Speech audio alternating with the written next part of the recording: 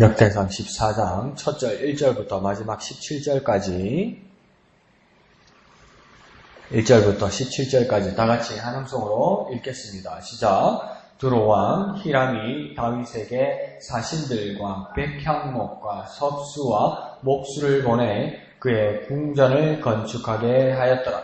다윗이 여호와께서 자기를 이스라엘 왕으로 삼으신 줄을 깨달았으니 이는 그의 백성 이스라엘을 위하여 그의 나라가 높이 들림을 받았음을 암이었더라. 다윗이 예루살렘에서 또 아내들을 맞아 다윗이 다시 아들들과 딸들을 낳았으니 예루살렘에서 낳은 아들들의 이름은 삼무아와 소박과 나단과 솔로몬과 이팔과 엘리수아와 엘벨렛과 노가와 네벡과 야비아와 엘리사마와 부엘야다와 엘리벨렛이었더라. 다윗이 기름 부음을 받아 온 이스라엘의 왕이 되었다 함을 블레셋 사람들이 듣고 모든 블레셋 사람들이 다윗을 찾으러 올라오매 다윗이 듣고 대항하러 나아갔으나 블레셋 사람들이 이미 이르러 느바임 골짜기로 쳐들어 온지라.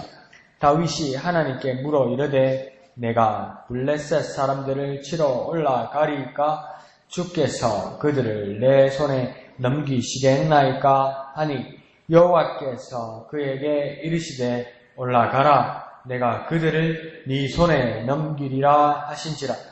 이에 무리가 바알 브라심으로 올라갔더니 다윗이 거기서 그들을 치고 다윗이 이르되 하나님이 물을 쪼갰같이 내 손으로 내 대적을 흩으셨다 하므로 그곳 이름을 바알 브라심이라 부르니라. 블레셋 사람이 그들의 우상을 그곳에 버렸으므로 다윗이 명령하여 불에 사르니라. 블레셋 사람들이 다시 골짜기를 침범한지라. 다윗이 또 하나님께 묻자온데 하나님이 이르시되 마주 올라가지 말고 그들 뒤로 돌아 뽕나무 숲을 맞은편에서 그들을 기습하되 뽕나무 꼭대기에서 걸음 걷는 소리가 들리거든 곧 나가서 싸우라. 너보다 하나님이 앞서 나아가서 블레셋 사람들의 군대를 치리라 하신지라. 이에 다윗이 하나님의 명령대로 행하여 블레셋 사람들의 군대를 쳐서 기브온에서부터 게셀까지 이르렀더니 다윗의 명성이 온 세상에 퍼졌고 여호와께서 모든 이방 민족으로 그를 두려워하게 하셨더라. 아멘. 자, 다윗이 이제 왕이 되고 그 다음 성전 건축을 이렇게 준비하는 동안 그 이웃 나라의 도움과 원주를 받기도 합니다. 또 이웃 나라에 또 공격을 받고 적대감을 사기도 하지만 또 그를 도와주는 사람도 있기도 하고 그러죠. 근데 우리가 역대기를 보면서 조금 오해 안 했으면 하는 게, 정리했으면 하는 게, 이 왕들의 이야기가 역대기 앞에 뭡니까? 열왕기 상하가 있었죠. 그래서 열왕기 상하의 기록은 보수적으로 추정할 때는 언제쯤 쓰여졌다고 보냐면 이스라엘 왕들 그 말기에 거의 같이 따라가서 정리되었다고 그렇게 보죠. 근데 그것도 그렇게 꼭 그런 건 아니지만, 근데 역대기는 특별히 어떤 것이냐면, 역대기를 누가 썼다고 보냐면 에스라가 썼다고 봐요. 에스라서를 썼던. 그러면 에스라는 언제 사람입니까? 이스라엘을 멸망하고 70년 동안 그 종살이를 하고 식민지 생활을 하고 그 다음 돌아왔던 사람 중에 스룹바벨, 에스라 그렇게 되잖아요. 그러니까 한참 뒤에 이렇게 기록을 한 것이죠. 그러니까 역사를 에스라가 기록하더라도 이렇게 차례대로 기록한 부분도 있지만 한 사건을 가지고 이 일을 가지고 이렇게 거슬러 올라가는 이야기들이 많아요. 그래서 이렇게 차례대로 꼭 적혀졌다고 보면 좀 헷갈리는 내용들이 있죠. 그래서 그런 것을 감안하고 들으시면 조금 이해가 갈 겁니다. 그래서 어제 베레스와 우사가 하나님의 그 언약궤를 잘못 옮겨서 막 그 큰 사고가 나고 그 다음 오베데돔에 맡겨두고 이렇게 됐잖아요. 그런데 오늘 본문을 두고 내일 본문에 가면 다시 석 달 후에 오베데돔의 집에서 예루살렘으로 다윗이 옮겨오는 모습이 나타나거든요. 근데 그 사건 가운데에 지금 이야기가 있어요. 그러니까 두로왕 히람이 성전 건축을 위해서 도와준다는 게 그게 문맥이 흐름은 안 맞지요. 근데 사건 중심으로 얘기했기 때문에 이 내용이 중간에 이렇게 끼어 들어가게 된 겁니다. 그렇게 이해하시면 되겠습니다. 그래서 1절에 보면 두로왕, 히람이, 백향목, 석수, 목수, 뭐 이런 사신들, 이런 사람들을 같이 보내게 되지요. 그런데 여기에 얼마나 뭐 자부심이 있고 이제 이웃 나라들이 알아서 이렇게 도와주고 조공 같은 것이죠. 그런 걸 받을 때 다윗의 마음이 얼마나 이렇게 뿌듯했겠습니까? 그런데 2절을 보면 다윗의 그 어떤 겸손한 모습이 따릅니다. 우리는 보통 자부심을 가지고 그 자부심이 자랑스러움으로 가해지다 보면 교만해지기 일쑤지요. 모두가 그랬다고 생각하진 않아요. 처음부터 나쁜 생각을 가지고 어떤 일을 하거나 어떤 조직을 만들었다고 생각하지는 않아요. 그런 사람도 들어있겠지만, 근데 지나다 보면 자기가 이렇게 변하게 되게 되는 거고, 우리도 그런 위험이 있지요. 근데 다윗의 오늘 모습을 보면 뭐냐면, 자기가 왕이 된 것이 자신의 노력이나 고생 끝에 왕이 된 것이 아님을 이렇게 깨닫고 말을 하고 있습니다. 그래서 뭐라고 이야기하냐면 여호와께서 다윗 자신을 이스라엘 왕으로 삼으신 것이다. 내가 이렇게 왕이 된 것은 하나님께서 이렇게 한 것이다. 근데 다윗이요 그냥 그렇게 쉽게 왕이 된 것이 아니거든요.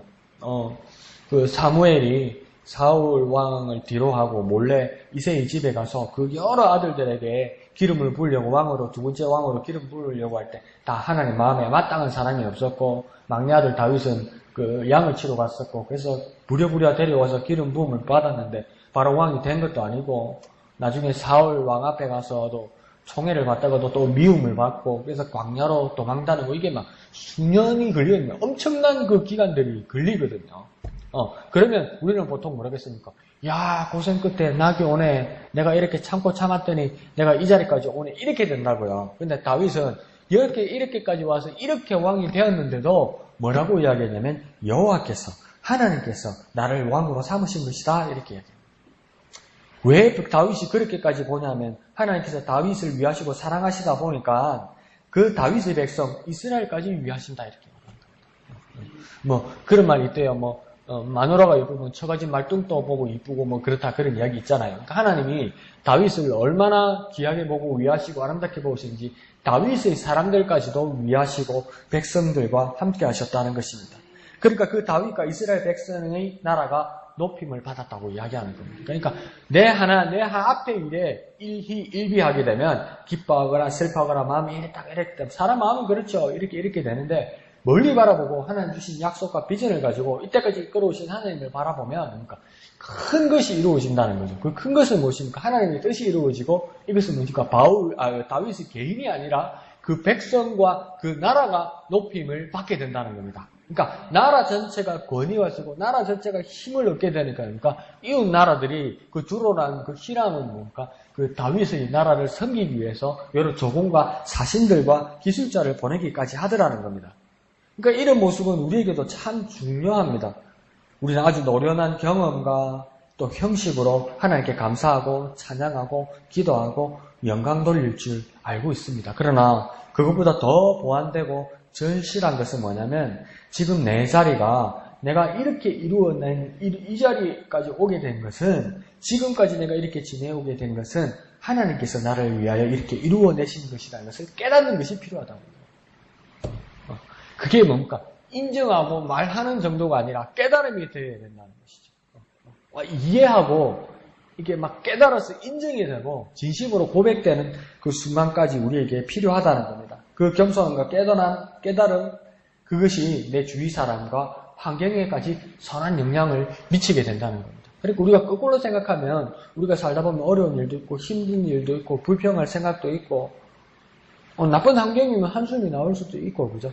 그런데 예수 안 믿는 사람도 저 산에 가서 도 닦는 사람들도 뭐라고 그러냐면 그걸 가지고 막 자기한테만 지금 문제인데 그래도 자기 사정도 오죽하겠지요. 그런데 막 사람들 주위인 데서 인상 쓰고 한숨 쉬고 불평하고 불만하면 이걸 뭐라고 하냐면 탁기가 흐른다고 얘기합니다. 흐린 기. 그래서 이 주위 사람들도 다 기분 나빠지고 건강을 해친다는 그런 자기들끼리 썰이 있어요. 썰. 근데 우리가 역으로 생각하면 뭐냐면 지금까지 나를 이끄신 이가 하나님이란 거 여기까지 이 모든 위기와 장애물을 극복해 오신 이가 하나님이라고 내가 깨닫고 믿게 되면 나뿐만 아니라 내 주위 사람과 내 환경이 변화되게 된다는 것이죠. 참 중요합니다. 그러니까 어떤 사람은 그러니까 나쁜 말 하려면 그 나쁜 말 하지 말라면 그냥 입을 다물어서 아무 할 말이 없게 되는 것이죠. 최소한 아무 일은 없게 되겠죠. 그러나 다윗은 오히려 역으로 무엇입니까? 하나님을 깨닫고 하나님을 바라보고 하나님을 인정하니까 주위가 귀한 것으로 선한 것으로 영향을 받게 되더라는 것이죠. 우리 모습도 그렇게 변화되는 저와 여러분 되시기를 부탁드립니다. 자, 그러면서 8절에는 이제 다윗이 2대 왕으로 있었죠. 그래서 나중에 그 다윗의 마지막 기록을 보면 다윗이 40년을 그 이스라엘의 왕으로 있었는데 앞에서 7년은 뭐냐면 헤브론이라는 곳에서 지역적인 왕이 되었습니다. 전체의 왕이 되지 못하죠. 그런데 오늘 8절에서 보면 온 이스라엘이 그 장로들의 그 초청을 받아서 예루살렘에 이제 본격적인 왕이 되어서 온 이스라엘의 왕이 된다고 이야기합니다. 그러니까 7년을 헤브론에서 마지막 33년을 예루살렘에서 그렇게 보내게 되는 거죠. 그런데 여기 기록에서는 정확하게 안 나와 있습니다만은 앞에 기록에서 보면 다윗은 뭐냐면 참 재밌죠. 우리는 뭡니까? 목사 안수든 집사든 권사든 뭐 이런 직분의 이 안수를 받을 때 우리가 또 침례를 받을 때도 한 번이면 되지 뭘 두 번, 세 번 하느냐 그건 아니라고 이야기하잖아요. 그러니까 제사장도 선지자도 왕도 한 번의 기름 부음으로 끝날 것 같잖아요. 그런데 다윗은 좀 이상해요. 사무엘한테 처음에 기름 부음을 받고 헤브론에서 왕 될 때 또 한 번 기름 부음을 받고 예루살렘 와가지고 또 기름 부음을 받아요. 그러니까 세 번을 받아요. 그러면 야 이거 못 믿는 건가? 왜 이렇게까지 하지? 이렇게 생각을 할 수도 있지요. 그런데 자세히 보면 이것은 하나님께서 기름 부으심에 대해서 직분 주심에 대해서 경홀히 여기거나 가벼이 여겼다기보다는 온 이스라엘 사람들이 그를 왕으로 인정하고 모셨다는 하나됨의 기쁨의 분위기를 말하는 겁니다. 인정하는 걸 말하는 거죠. 그래서 막 기쁨의 축제의 자리가 되었다는 것이죠. 하나님께서 직분 주시고 기름 부어 주시니까 이건 거룩한 것이죠. 귀한 것이죠. 성스럽고 경건하게 해야죠. 그와 더불어 뭡니까? 나 같은 사람에게 하나님께서 직분 주시고 기름 부어 주셨다는 것에 대한 기쁨이 있어야 된다는 겁니다. 온 이스라엘이 다윗을 왕으로 삼아서 기뻐하였다. 그렇게 이야기하는 거죠. 그런데 이 소문을 누구까지 이제 듣게 되냐면 이웃의 블레셋 사람들까지 듣게 됩니다. 그러면서 뭐하러 왔다고 이야기하냐면 8절 끝에 보면 다윗을 찾으러 올라왔다. 그래서 9절에는 르바임 골짜기까지 침범에 들어왔다 이렇게 이야기하는 겁니다. 근데 이 다른 어떤 그 상징적인 뜻도 있겠지만 우리가 순전히 한글로만 생각하면 다윗을 찾으러 올라왔다 이 뜻은 무엇이겠습니까? 다윗이 참 자기에게는 만만할 정도가 아니라 블레셋 사람들에게는 참 가소로운 상대라고 생각했던가 봐요. 왜요? 다윗이 처음에 사울을 피해서 망명했을 때 간 데가 무엇입니까? 이 블레셋 땅이죠. 그러니까 블레셋에 가니까 그러니까 뭐 분란이 일어나죠. 이제 다윗이 어떤 다윗인데 우리 블레셋이 받을 수 있느냐. 집에 막 이스라엘의 엄청난 장군이었고 우리 블레셋에 와서 스파이 짓을 하거나 우리를 죽이려고 그럴 것이다. 그러니까 다윗이 그렇다고 블레셋을 떠나가서 다시 이스라엘로 들어가면 사울에 죽을 거고 그러니까 이 블레셋에 남으려고 그러니까 막 정신 나간 사람처럼 침을 흘리고 막 수염을 뜯고 이렇게 한다고요. 그러니까 블레셋에 있는 아비멜렉 왕이 보고 뭐라고 이야기하냐면 저렇게 뭐 모질한 저게 뭘 하겠냐 우리한테 무슨 해코지 하겠느냐 받아주라 이런다고. 근데 블레셋 사람이 기억에는 뭔만 기억이 남아있냐면 모질한 다윗 이것만 기억이 남아있는 거죠. 그러니까 다윗과 맞서 싸우러 왔다고 말하지 않고 뭐라고 지금 했습니까? 찾으러 왔다는 거예요. 찾으러. 어디 집 나간 종이나 하인이나 자기 집 애 노예 찾으러 온 것처럼 이야기하는 거예요. 그런데 다윗의 본 모습은 그런 모습이 아니잖아요. 천천히요, 만만. 사울은 천천히요, 다윗은 만만이라고 하던 사람이잖아요. 혼자서 자기 어떤 결혼을 위한 신랑으로서의 전리품으로 사울 왕에게 주려고 막 포피를 막 혼자서 막 수백 명이, 200명이 포피를 뺏겨 쭉 잡아서 막 바칠 정도에 그렇게 막 힘이 있는 사람이고 용맹한 군사잖아요. 그러면 그냥 또 거기다가 하나님께서 그를 왕이 되시게 할 정도로 자격을 갖추게 하신 분이라면 다윗이 그냥 블레셋과 나가서 맞서서 싸워서 홍구멍 내주면 그냥 될 것 같은데 다윗은 10절에서 무엇부터 전쟁을 위해서 무엇부터 하냐면 10절에 보면 하나님께 묻습니다. 하나님께 묻습니다. 자신의 감정이나 능력이나 구비된 병력이나 무기가 승패를 결정한다고 다윗은 여기지 않습니다. 하나님께 묻습니다. 하나님께. 근데요, 다윗하고 우리하고 차이는 뭔지 아세요? 우리에게 어떤 문제가 생기거나 우리가 어떤 해결해야 될 어떤 것들이 생기면 우리가 구비하고 우리가 가진 것이 있으면 기도 안 해요. 그냥 우리 것으로 알아서 해요. 우리 돈으로, 우리 힘으로, 우리 인맥으로, 우리 기술로 해요. 근데 이게 내가 붙이면 내가 모질하면 그때서야 기도한다고요. 하나님 나 혼자 안 되는데요 이런다고요. 혼자서 잘 하다가 내 힘이 붙이면. 근데 다윗은 뭡니까? 다 할 수 있는데 하나님 앞에 묻는다는 거예요. 이게 우리하고 다윗하고 차이죠. 하나님께 묻습니다. 그러자 하나님께서 뭡니까? 그 전장으로 올라가라. 나 하나님이 그들 블레셋을 네 손 다윗의 손에 넘기리라. 이렇게 하나님께서 약속하십니다.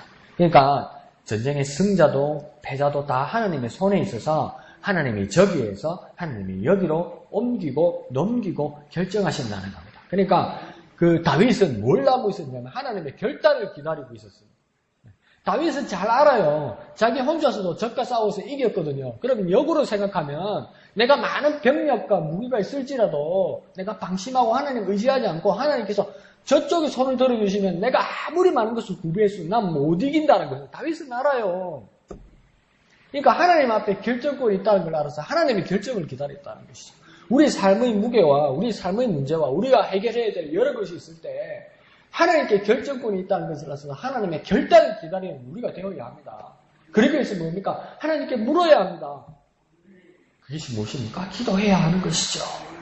자, 11절에 다윗은 전쟁에서 블레셋을 이기고 그곳을 무엇이라고 부르냐면 바알 브라심이라 그렇게 불렀다고 이야기합니다. 그리고 12절에서는 블레셋의 모든 우상을 버리고 불살릅니다. 버리고 불살랐다는 건요, 흔적도 없이 사라지게 했다는 것입니다. 그러니까 그러면서 이제 하나님이 명하신 표적과 증거만 남겠다는 겁니다. 그러니까 태워서 불살라버렸다는 것은 블레셋의 우상을 태워서 불살라버렸다는 것은 없이 해버렸다는 거죠. 흔적도 안 남게 해버렸다는 거죠. 그럼 무엇만 남은 겁니까? 하나님의 역사하신, 하나님의 능력, 하나님의 표적, 하나님의 그 증거만 남게 했다는 것입니다. 그러니까 우상은 헛것이고 사람에 의해 만들어진 것이고 하나님이 지으신 것이 아니기 때문에 하나님의 지시를 받지 못하고 우상이 사라진다는 겁니다. 그럼 우리가 이걸요 다시 한번 거꾸로 역으로 한번 생각해 보면요, 우리가 애착을 가지는 것, 그것이 우리가 좋아하는 것, 우리가 귀하게 여기는 것, 그것이 언젠가는 사라지는 것 아닙니까? 혹시 내가 정말 제일 좋아하는 것이 있는데, 내가 제일 많이 만지는 것이 있는데, 내가 이거 없으면 큰일 나는 게 있는데, 근데 알고 보면 이것이 언젠가는 사라지고 언젠가는 낡아지는 것 아닙니까? 그러면 그걸 역으로 생각하면 내가 가장 귀히 여기는 그것이 우상이라는 겁니다.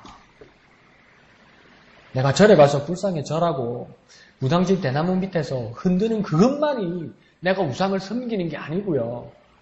내가 가장 귀하게 여기는 그것이 언젠가는 사라지는 것을, 사라지고 없어지는 것을 깨닫는다면 그것은 우상이라는 거예요. 그러니 우리 손으로 하나님 앞에서 우상을 지워버리고 하나님을 가장 귀하게 여겨야만 하는 것입니다. 그런 삶으로 우리의 시각을 바꾸는 저와 여러분 되시기를 부탁드립니다. 자, 그런데 문제는 뭐냐면 13절에 블레셋이 두 번째로 또 침략을 합니다. 근데 왜 그럴까요? 블레셋은 졌잖아요. 정말 자신만만했는데 졌잖아요. 그러면 전략을 분석하든지 뭘 때문에 졌다고 생각하든지 그런 어떤 반성은 여기서는 보이지 않아요. 뭐 있었는지는 모르겠지만. 그런데 안 되는 것 깨닫지 못했을까요? 왜 이렇게 다시 침범했을까? 다시 다윗을 치러 와도 안 된다는 걸 왜 깨닫지 못했을까요? 그런데요, 이걸 우리 삶으로 한번 적용해보면요, 죄악의 모습은 이와 같습니다. 우리가 한 번은 믿음이 충만하고 예수를 향한 그 신앙으로 가득 차 있어서 우리가 막 진짜 예수의 이름으로 면역이 가득 차서 어떤 마귀, 악한 마귀 사탄의 어떤 공격에 대해서 그들이 예수의 이름으로 이겼다고 칩시다. 그런데 그걸 내가 한번 이겼다고 생각해서 악한 마귀가, 악한 영이 다시 한번 나에게 침범해 들을 때 또다시 이긴다는 보장이 없어요. 방심하면요, 당해요. 내가 저번에는 거뜬하게 이기고 만만할 정도는 아니라 거뜬하게 이겼는데 그 나를 유혹하고 나를 공격하는 그 악한 영이 또 한 번 쳐들어오는데 내가 방심하면요, 판판이 집니다. 그러니까 예수님께서도 그런 비유를 드시잖아요. 어떤 사람에게 귀신이 나갔다. 어떤 사람에게 고통받던 어떤 사람에게서 그 귀신이 나갔다. 그럼 이 사람이 뭡니까? 소재되고 수리되고 건강하게 되고 건전하게 되고 경건하게 되었겠죠. 그러니까 귀신이 막 물없는 곳으로 다니다가 갈 곳이 없어서 귀신이 뭐라고 결정했냐면 떠돌다가 내가 원래 있던 내 집으로 돌아가야 돼. 이 말은 뭡니까? 내가 들어갔던 그 사람에게 다시 돌아가려고 그랬다는 거예요. 근데 내가 그 사람이 방심하고 그냥 소재되고 비고 수리되었으니까 귀신이 그 사람에게 다시 들어가기 쉽더라는 거예요. 그래서 어떻게 들어갔다고 합니까? 자기 동무 7을 더 데리고 들어갔다고 이야기하잖아요. 그러니까 그 사람의 형편이 이전보다 더 힘들고 어렵게 되었다라고 예수님께서 말씀하시잖아요. 말은 무엇입니까? 또 공격해 들어온다고요. 또 쳐들어온다고요. 거기에 대해서 방심하면 뭡니까? 더 심하게 당할 수도 있다는 겁니다. 옛날의 전적이 또 승리를 거저 보정해주지 못합니다. 또 보정해주지 못한다면 적들이 또 쳐들어올 때 또 쳐들어왔다면 어떻게 해야 할까요? 또 다시 쳐들어왔다면 어떻게 해야 할까요? 그것을 다윗이 보여줘요. 14절에서 다윗은 뭡니까? 다윗의 반응은 변함없습니다. 내가 다윗이 뭡니까? 같으면 아이고 뭐 이겼는데 뭐 또 한 들어와라. 내가 콧구멍을 내줄게. 막 다시는 막 꿈도 못 꾸게 이번에는 정말 내가 완전 전의를 상실하게 해줄 거예요. 그러면서 막 맞서 나갈 수도 있잖아요. 그냥 다윗은 그렇게 하지 않습니다. 어떻게 합니까? 하나님께 묻습니다. 또다시 하나님께 묻습니다. 그러니까 하나님의 방책은 어떻게 됩니까? 하나님의 방책이 바뀌었어요. 그래서 물어야 돼요. 앞에는 하나님은 어떻게 했습니까? 하나님께 물으니까 다윗에게 나가서 싸우라. 올라가서 나가서 싸우라. 근데 안 물어봤으면 어떡하겠습니까? 올라가서 싸워야죠. 싸워서 나갔으면 좋겠지요. 그러니까 하나님의 방책이 바뀝니다. 뭐라고 합니까? 저 나무 뒤편으로 매복해 숨어 있다가 그들 적들이 방심하고 있을 때 기습하라고 이야기합니다. 이번에는 숨어 있다가 매복해 있다가 기습하라고 해요. 그러니까 하나님이 전략 전술이 바뀌었어요.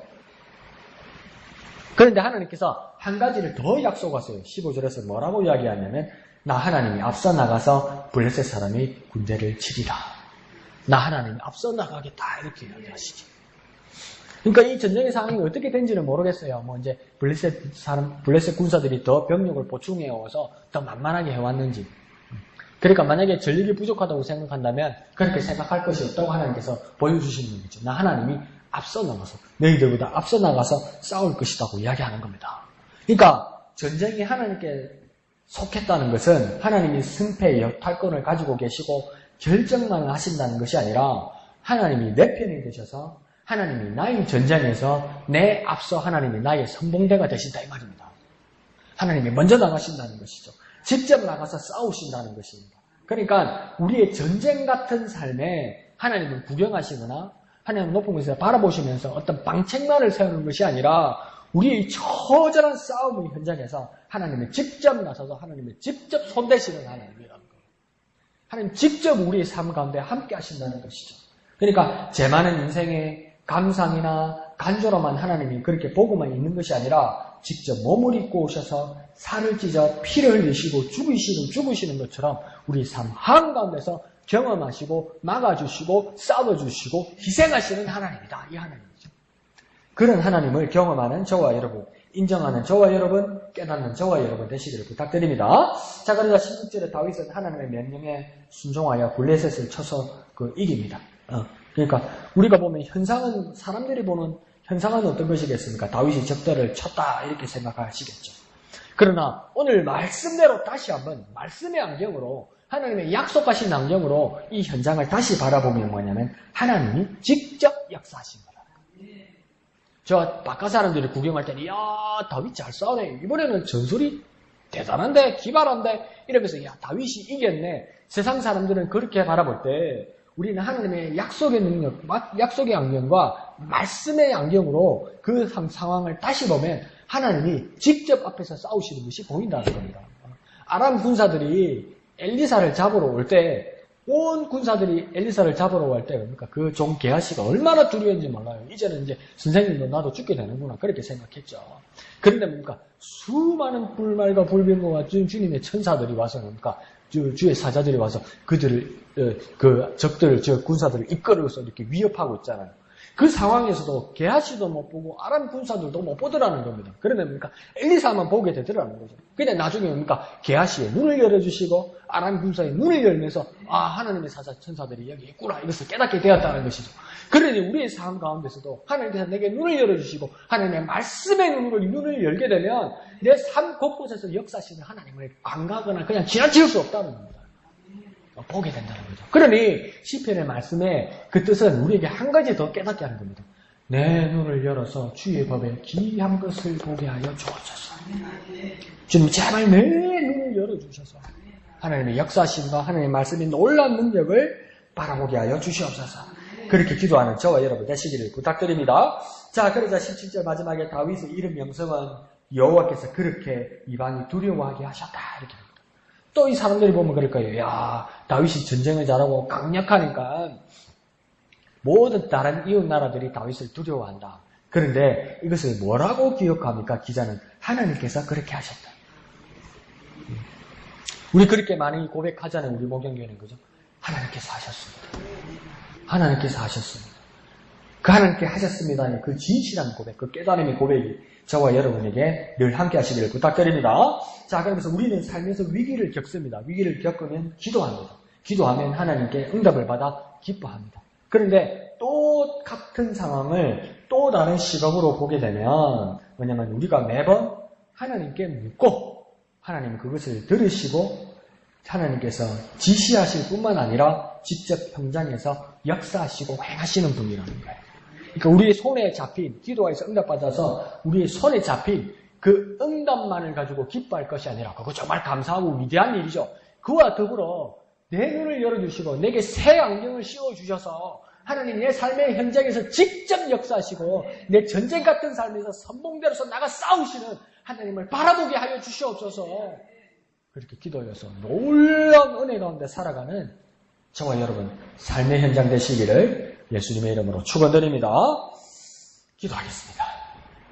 거룩하신 아버지 하나님 은혜를 감사합니다. 우리 삶의 모든 순간에서 사사건건 모든 삶의 현장에서 우리는 매번 하나님께 묻는 다윗과 같은 사람이 되게 하여 주옵소서. 하나님 우리의 눈을 열어주시고 하나님의 말씀과 하나님의 비전의 안경을 씌워주셔서 우리 가운데 우리 삶 가운데 앞장서서 선봉대가 되셔서 직접 해결하시고 직접 나가 싸우시는 하나님을 바라보고 깨닫고 경험하고 고백하는 우리에게 역사하여 주시옵소서. 모든 것을 감사드리며 거룩하신 예수님의 이름으로 간절히 기도하옵나이다. 아멘. 이 시간 말씀을 생각하시면서 기도하시고 진해 지역 복음화를 위해 기도하실 때 우리 목양교회가 기이 쓰임 받을 수 있도록 기도해 주시기를 부탁드립니다. 토요일 예배당 위화와 식당 사역을 위해서 헌신하는 분들을 위해서 또 기도해 주시고 함께 해 주시기를 부탁드립니다. 주일 찬양대와 특별히 말씀을 전하시는 담임 목사님을 위해서 또 기도해 주시기를 부탁드립니다. 큐티 나는 모임과 오후 예배를 위해서도 기도해 주시기를 부탁드립니다. 특별히 강조드릴 것은 큐티 나는 모임 5분 주일날 9월달인데 가져오실 거 8월달 거 가져오셔야 됩니다. 8월달 거 집사님 큐티 나는 모임 할 때 이번 주일날 8월달 거 가져오세요. 8월달 5호가 여기 뒤에 붙어 있어요. 그걸 가져갈 테니까 주위 분들에게 알려주세요. 그냥 2권 다 가져오세요. 8월호, 9월호 2권 가져오셔야 됩니다. 9월달 것만 가져오시면 나눔할 수 없으니까 그렇게 준비해 주시고 또 주위 분들에게 알려주시기를 부탁드립니다. 그리고 우리 또 연약한 지체들을 위해서 우리 어르신들의 건강을 위해서 또 기도해 주시고 각자의 기도의 제목을 가지고 이 시간 다 같이 기도하겠습니다. 거룩하신 아버지 하나님 은혜를 감사합니다. 우리 삶 가운데 언제나 우리 삶 가운데 선봉대로 직접 역사하시는 하나님을